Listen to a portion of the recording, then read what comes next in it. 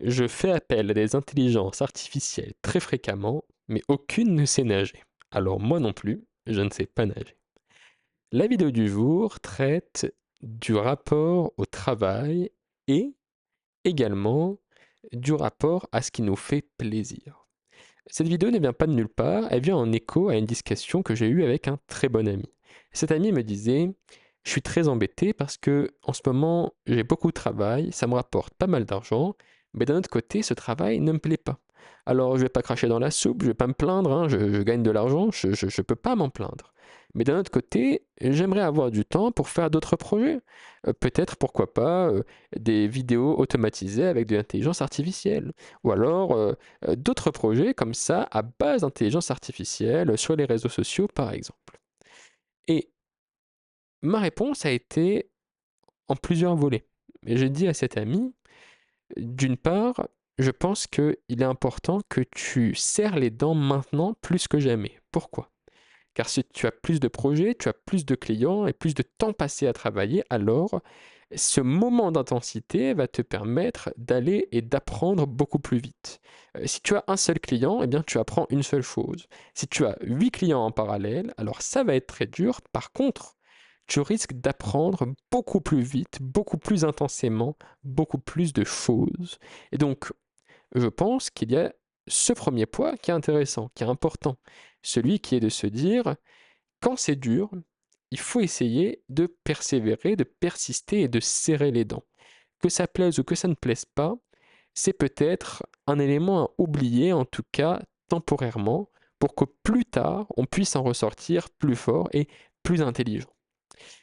La deuxième chose, et cette chose n'est pas anodine, moi j'ai répondu que si ça ne tenait qu'à moi, moi ayant peut-être plus de plaisir dans ce que je fais actuellement et en plus de temps libre, je pense que malgré tout, je ne ferai pas de projet comme ça, de création automatisée de vidéos ou de création automatisée de shorts sur TikTok, comme font beaucoup avec des intelligences artificielles, de la voix synthétisée par IA, des images générées par IA et tout ça. Surtout que, à mon échelle, c'est quelque chose qui est très facile à appréhender, qui est très facile à coder. Je pense qu'en même pas quelques jours, j'aurai quelque chose qui fonctionne et qui serait sur les réseaux, mais je ne le ferai pas. Pourquoi? Parce que dans mon sentiment personnel, j'aurais le sentiment que j'alimente quelque chose qui ne s'aligne pas avec mes valeurs, avec ma philosophie. Je vais faire quoi? Je vais faire quelque chose qui génère des vidéos qui vont, entre guillemets, pourrir le cerveau des gens, qui vont occuper leur attention, qui vont inonder les réseaux sociaux de choses qui sont peut-être pas intelligentes, peut-être pas bonnes pour tous. Eh bien, je ne suis pas à l'aise avec ça. Pas à l'aise à l'idée de me dire que je ne vais pas apporter du bien aux autres, ou alors pas, oui, tout simplement, je ne vais pas faire quelque chose qui, à mes yeux, dans mon fort intérieur, est une chose bien. Et là, cet ami m'a rétorqué quelque chose d'à la fois très marrant et d'à la fois très vrai. Il m'a dit: «Non mais toi c'est bon, toi carrément, tu veux te payer le luxe de faire que ce qui te plaît. Monsieur veut gagner son argent d'une manière qui lui plaît».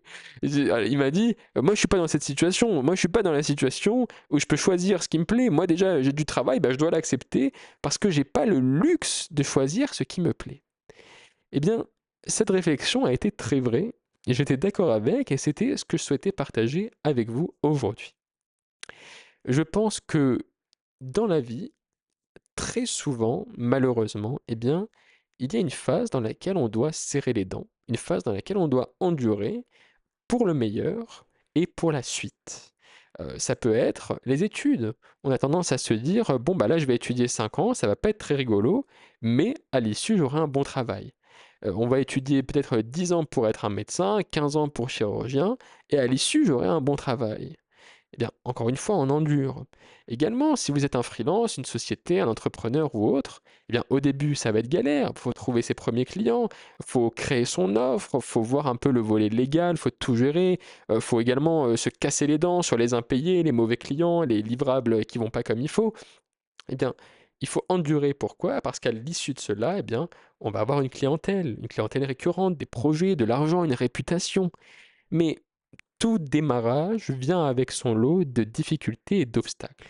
Donc, la première chose que j'aimerais partager avec vous, c'est ça, c'est que je pense vraiment que, sauf cas extrême, peut-être des héritages, ou alors quelqu'un qui trouve une forme de métier-passion dès le début et que cela fonctionne dès le début sans avoir besoin de trop forcer, eh bien, outre ces 2 exceptions, il est nécessaire, selon moi, d'endurer, de persévérer, et même si ça plaît pas, de serrer les dents et de dire là c'est pas grave, là je le fais pour moi, je le fais pour construire ma vie.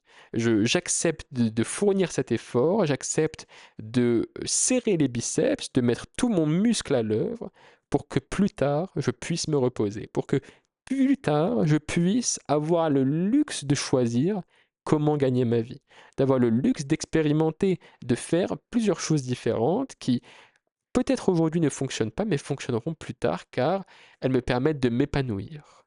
Donc, c'était la simple réflexion du jour.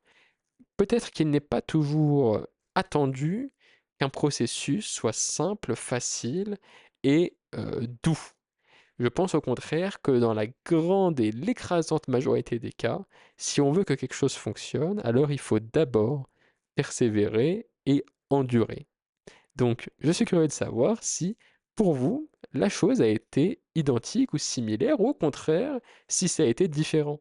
Est-ce qu'il y en a dans les commentaires pour qui, eh bien, la réussite est tout de suite venue? Ou alors, le résultat escompté, l'objectif poursuivi, a été obtenu sans besoin de serrer les dents, sans besoin d'endurer, de persévérer.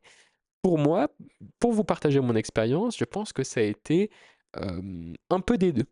C'est-à-dire que j'ai toujours adoré ce que je faisais, mais je l'ai toujours fait avec un degré d'intensité qui a fait que c'était difficile. Ça a pu avoir des conséquences sur mon état de santé, sur mon état psychique également, mais c'est comme un peu, je pense, si on disait d'un sportif qu'il adore courir, mais qu'il court jusqu'à ce qu'il termine à l'hôpital. On est un peu partagé entre l'épanouissement ressenti lors de la course et le, le désespoir ou simplement le dégât corporel une fois arrivé à l'hôpital. Pour moi, ça a été un peu comme ça. C'est-à-dire, j'ai toujours beaucoup travaillé, mais j'ai toujours travaillé que sur quelque chose qui, de manière générale, de manière globale, me plaît énormément et m'apporte une grande satisfaction et une grande joie, tant dans l'action que dans l'accomplissement. Donc, maintenant, c'est à vous de me dire ce qu'il en est pour vous. La parole est à vous.